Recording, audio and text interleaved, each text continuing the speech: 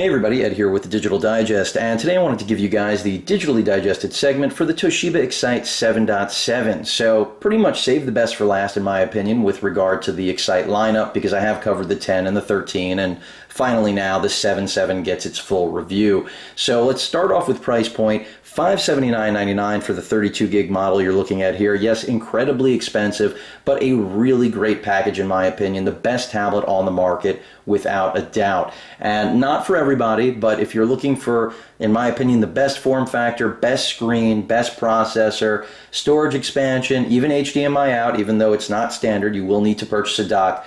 The Excite 7.7 offers all of that in one of the also best built and manufactured tablets that I've encountered in all of my time, with mobile hardware. So let me go ahead and show you guys some of the gaming that the 7.7 has to offer, especially between the Tegra 3 quad-core processor and the gorgeous 7.7-inch Super AMOLED display, which, by the way, is the largest commercially available display manufactured by Samsung.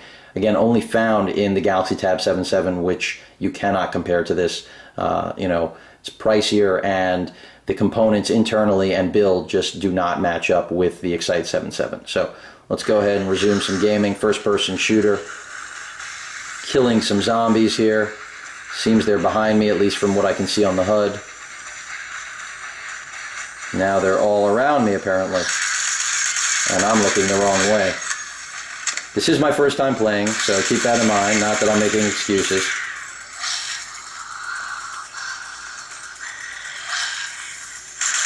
That was a headshot. And not trying to make this about showing off violent video games, but again, if your concept is to have a little portable, gaming console experience, then that's where the 7.7 is really going to come through. So mission success, that gives you guys a pretty good idea of the graphics that obviously can be driven here by the graphic capability driven by the Tegra 3, and I've shown you guys before in the past. This is not a new chip. I believe it's clocked at 1.2 gigahertz. It might be 1.4. It's slightly under what's offered in the Prime, obviously also slightly less than what's offered in the Transformer Pad Infinity, but it is the same piece of silicone, and the performance is there. I mean, everything is smooth. It has its hiccups like anything.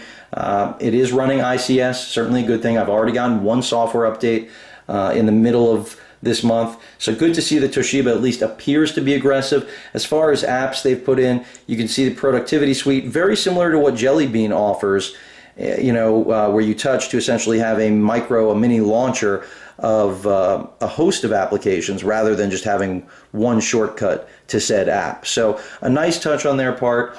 I can't stress enough the quality of this screen. It makes everything else out there look like last generation without me using any profanity. And whether that's the Retina display on the latest iPad or even the 1080p screen found on the Transformer Pad Infinity, Super AMOLED is the next generation, but frankly it should be the current generation. Displays start small. I understand that. Been following the display industry for a long time. And those of you out there that have smartphones with Super AMOLED displays know where I'm coming from, at least those of you who appreciate them and have seen them mature, then you'll understand why it's so unique to have a tablet with a 7.7-inch HD Super AMOLED display, especially the best AMOLED, at least to date, because it just gives you an entire different experience visually with any media content or gaming content that you're going to come into contact with. So can't stress enough, it makes all of their displays look like they are from the 2000s rather than our current decade.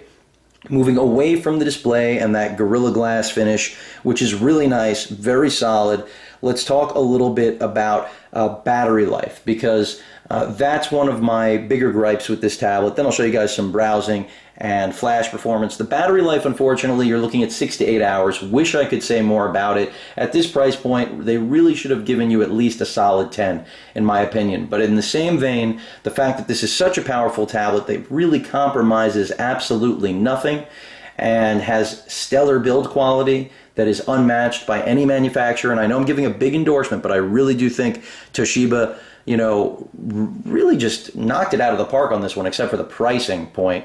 The price point. I cannot see a better offering on the market.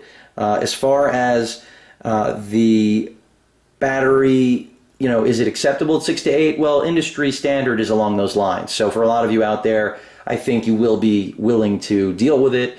And obviously, you can always charge it. It doesn't charge from its micro USB port. Keep that in mind. That's for peripherals only. You will need to use the proprietary charger, which is quite large, but fortunately, that large docking port, which I'll show you guys when I go over the hardware again at the end, just to give you a walk around, also supports their new dock specifically made for this, which will give you HDMI out. So that solves the issue with no, you know, onboard HDMI out, which was another issue I could, you know, or find fault with, especially at this price point. But that's remedied, and if you've gone as far as to buy this because it's so expensive, you probably won't stop at picking up that dock, since it also offers 2 USB ports and a 3.5mm line out for audio. So really turning this into a full-blown mobile computing solution. So let's talk about, you guys know what the Tegra 3 is capable of. Let's do some web browsing. You'll see what that performance is like, and you'll see overall it's pretty good. Wi-Fi signal nice and strong, no issues with that. So all the radios seem to be in order. Whatever they've done right. GPS also works really well. Been able to get a lock indoors. And then you can just see right now, even though it just jumped back up to the top of the page because it finished loading Engadget, fairly quick response time. Everything's really smooth. Pinch to zoom seems pretty good. And only gets better when you jump over to Chrome. I'll tell you that right now. Let's go ahead and see some load time if I open up an article here. And I can't stress enough, the form factor and screen quality, along with the internals and just overall build quality of this tablet, exude luxury. Now, whether or not that matches up to the luxury price tag, clearly it doesn't. No tablet out there should be this expensive, but I understand why Toshiba started this high. After all, Apple's come up with that magic $500 starting point, which is not where I think tablets should have started out at to begin with. Since our phone is our daily driver, but obviously that started in another era. As a result, Google has started a redefining moment in the pricing of the tablet sector with the Nexus 7. But don't want to go too far off topic. You guys can see performance fairly good. Let's go ahead and reload up Engadget. I'll take you to a couple other sites, show you a little browsing on Chrome as well. Then we'll get to some flash playback. But you can see fairly quick. I mean, I'm nowhere near my router, and we're going down the whole page, and things just look buttery smooth. So that's a good indication. Let's go ahead and jump to another website. Let's go to ESPN. I mean, really the only shortcoming in my mind here is the price point and the battery life. And I'm not going to, continuously go over that, but those are the two things Toshiba should have gotten right. Another thing that I could find fault with, unfortunately, are the cameras, and that's the next thing I'm going to touch on before I even do any flash playback. Unfortunately, I don't know if that's taking me to the non-mobile site here, but unfortunately, the front-facing 2-megapixel camera should have been better. Yeah, that didn't work out. It just should have been better at this price point. I expect something better. The rear camera, 5-megapixel with LED flash, also should be better. Does that mean they're terrible? No. No tablet cameras, except for maybe the Transformer Pad Infinity, really have impressed me thus far throughout all of the generations of tablets. And on most tablets, cameras are pretty much useless, except the front-facing, obviously for video conferencing, video chat.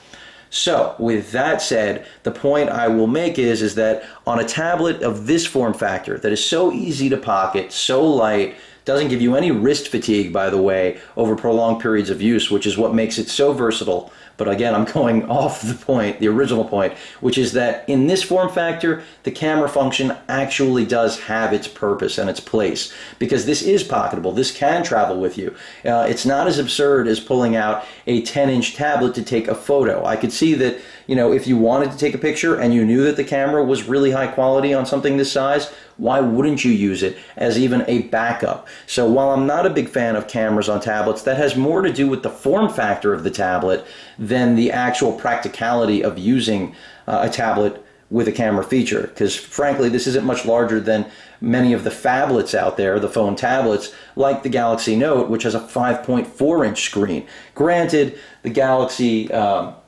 4.8 inches, that's where this is, at least in my opinion, a considerably larger experience to enjoy than what you'll get from your smartphone. Let's go ahead and jump on a Chrome, see if I can give you guys another web page to look at.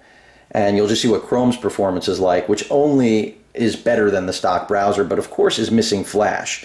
So that's not a benefit, but everything here is going to just be butter. I have no better way of describing it. Chrome is beautiful to use, especially on Android tablets that are running ICS, even better on Jelly Bean, but of course you lose flash without a workaround.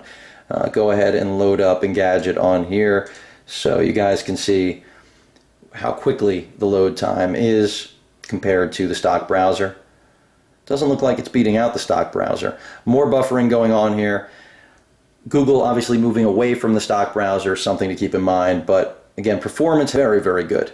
And that's one of the reasons this is my favorite tablet on the market. I mean, most importantly, the screen quality and the processor that it's got under the hood. Would I have liked to have seen 2 gigs of RAM? Sure, but it seems that's something that's only starting now because of phones raising the bar, and obviously tablets can't continue to be sold at such expensive price points and underperform our phones, at least from a memory perspective. So 2 gigs will become the new standard, but I do think 1 gig is certainly far more than enough for what you'll be doing with this tablet.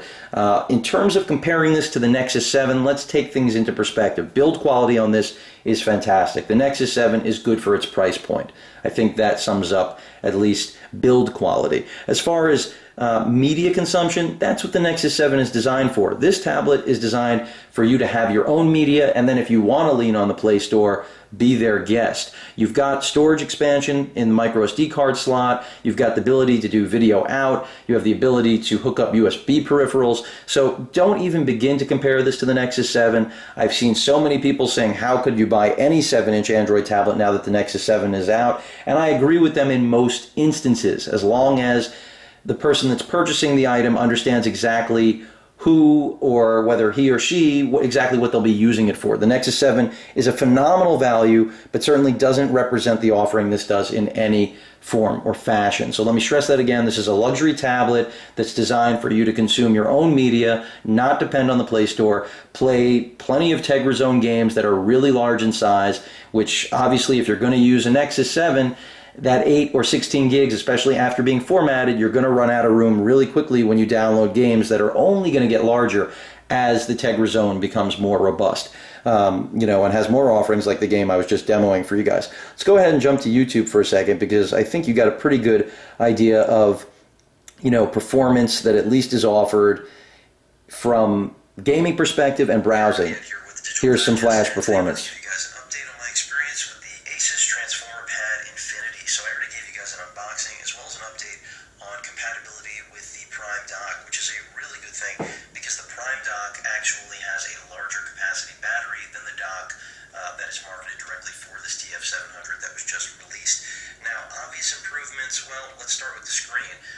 I'm going to stop right there, because the other thing that this served to do, other than show you flash playback, not that any of you doubted it would have any issue with HD flash playback, but more importantly what it did was demonstrate the audio quality. So that's one gripe I have missed. The speakers on here are stereo, they are at the bottom, not really a design problem, and Toshiba does offer a whole list of audio enhancements, which is really nice. However, the unfortunate part is that those audio enhancements, as much as they do offer, are really for audio output, not from the speakers, but from that docking station. So really good equalizer and the ability to play with all sorts of levels. However, when it comes to the actual output from the tablet itself, as you can see, it is disappointing.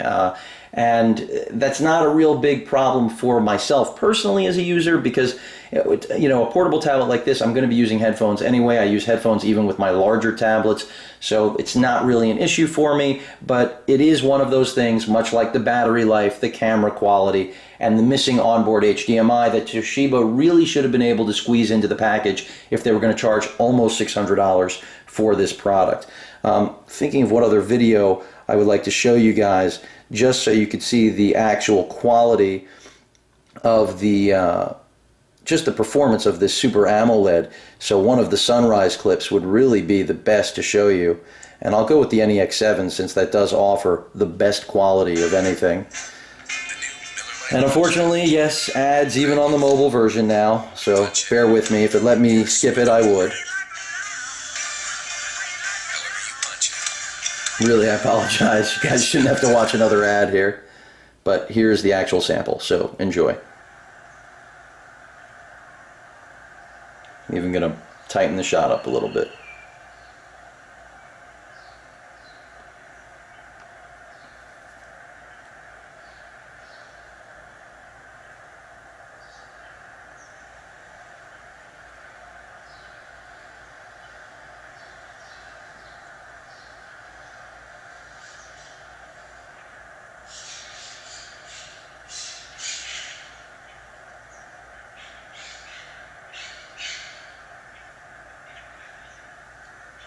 Okay, I'm going to stop it there.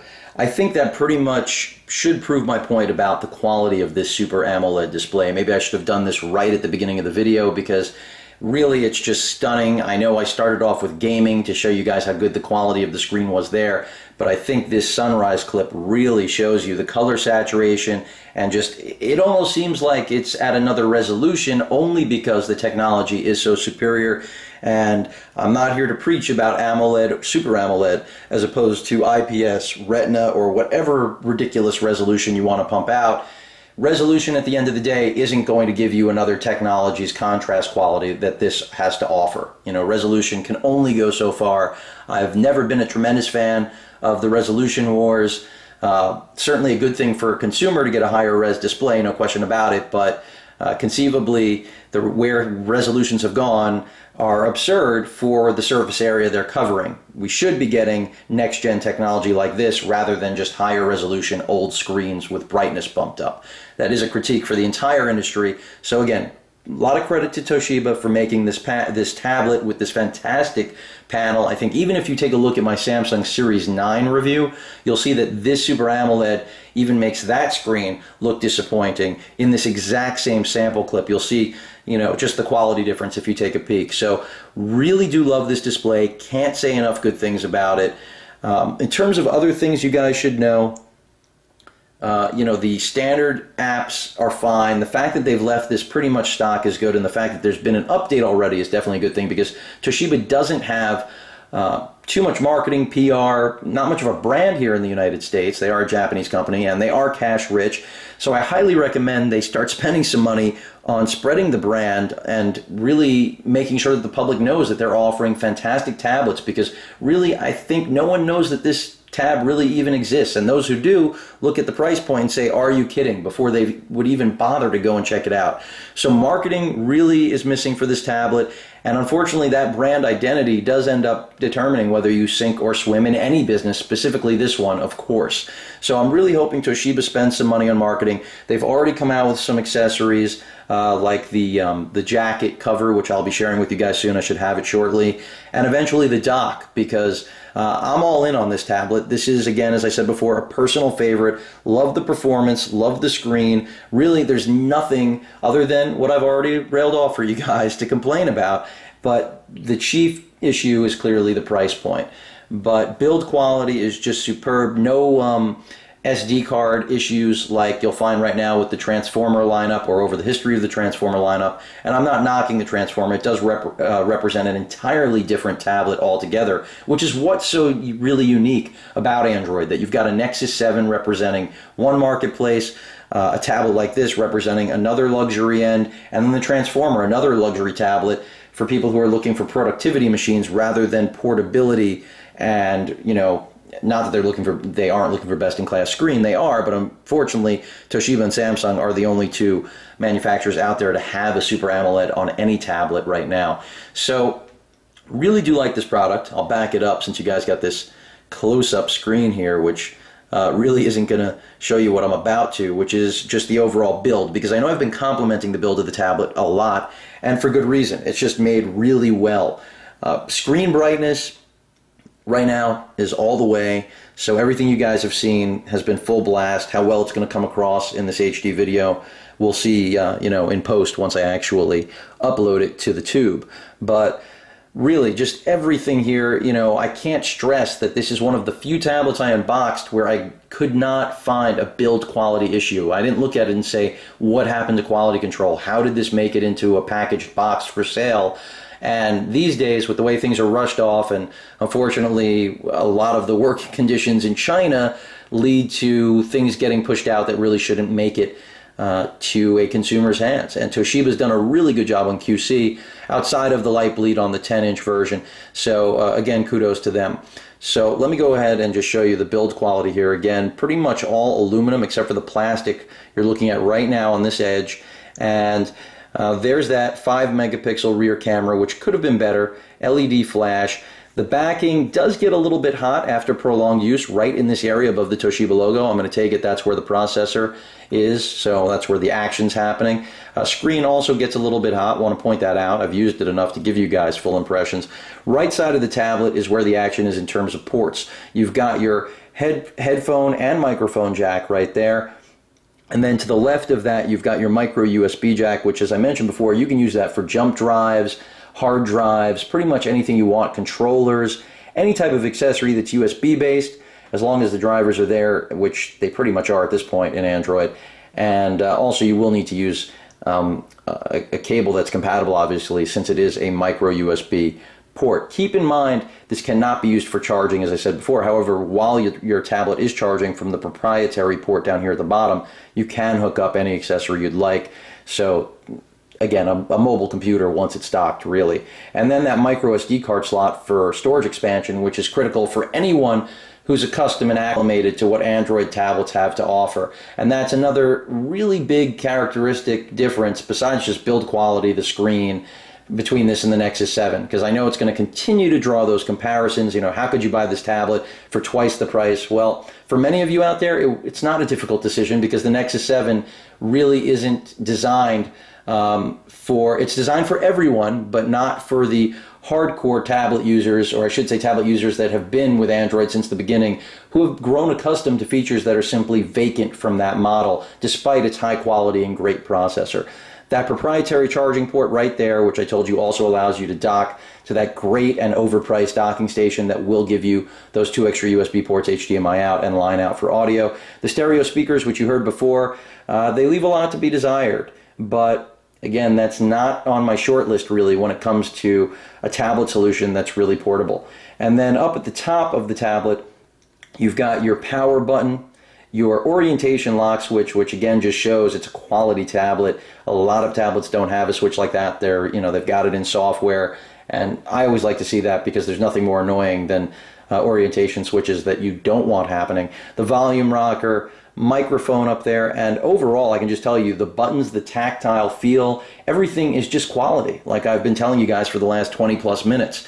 There is not a single gripe I could possibly have with the build of this. It just makes everything else look like I don't want to say that it makes everything else look like garbage, because it doesn't, but it certainly is at a whole nother standard of QC and build quality when compared with pretty much everything on the market, and I'm including the iPad. Obviously, no backlight bleed problems with this screen, no dead pixels with this screen. The Super AMOLED is just in a class of its own. So I think I've pretty much covered everything. You know, we've discussed the ridiculous pricing, accessories equally overpriced. Even the jacket that I ordered for this, you're looking at $40 for something that isn't even made of leather, but will allow you to travel with this really lightweight tablet without, bulking it up.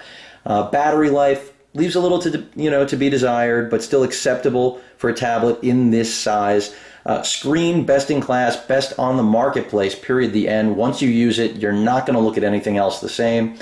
Processor, we all know what the Tegra 3 has to offer, demonstrated that for you guys today, both in, just overall performance and especially gaming.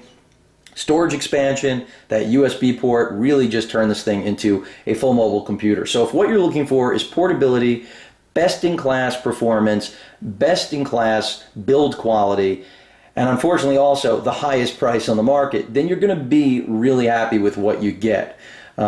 As long as you can take into account the shortcomings I've mentioned here. A long video, but in my opinion, a video that deserved to be made, because Toshiba really did put together a beautiful tablet here that runs really well. And even when I saw it back at CES 2012, I knew that this was going to be a hit. It was just a matter of marketing and price point. Unfortunately, Toshiba's off the mark on both of those things.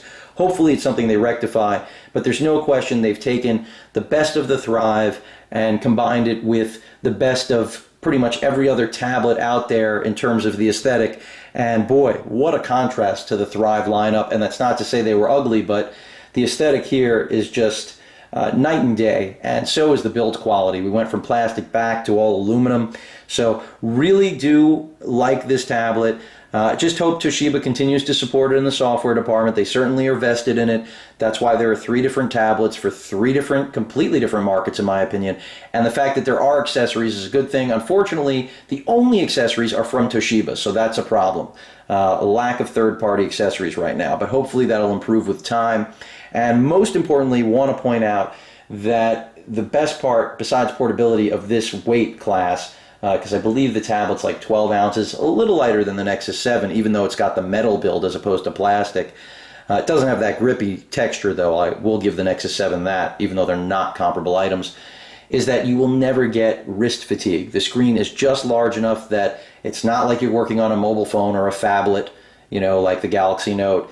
But in the same vein, you will never, it's just never going to get heavy on you the way a 10-inch or even, you know, an 8.9-inch tablet would. I really do believe the 7.7, 8-inch form factor is where tablets always should have been, because, you know, once you get up to the 10+ inch size, you're pretty much in the league of laptops, and you have to kind of be asking yourself, why am I not picking up a laptop? That's part of the reason the Transformer is as incredibly successful as it has been, is because it is that happy medium. But as far as tablets go, I'm loving the 7.7 right now. Toshiba, again, thanks for putting this out. Just bring the price down to reality, and I think you'll have a home run on your hands, along with some decent marketing, hopefully. Again, if you guys have any questions or comments, please feel free to post them. And of course, as usual, please feel free to subscribe. Later.